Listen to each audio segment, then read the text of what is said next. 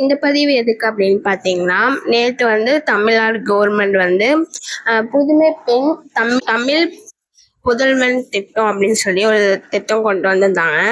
அது வந்து எதுக்கு அப்படின்னு பார்த்தீங்கன்னா, அந்த திட்டம் வந்து அதாவது காலேஜ் ஸ்டூடெண்ட்ஸ் கேர்ள்ஸ் அண்ட் பாய்ஸ்க்காக மந்த்லி வந்து பார்த்தீங்கன்னா ₹1000 வந்து கிரெடிட் பண்றாங்க.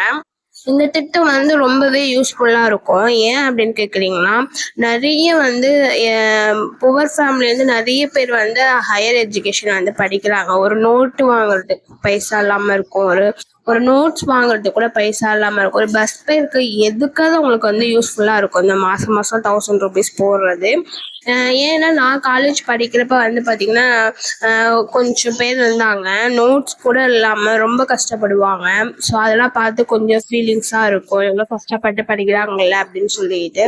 ஸோ இந்த பணம் வந்து இந்த மாதிரி கேர்ள்ஸ்க்குலாம் ரொம்ப பயனுள்ளதா இருக்கும்.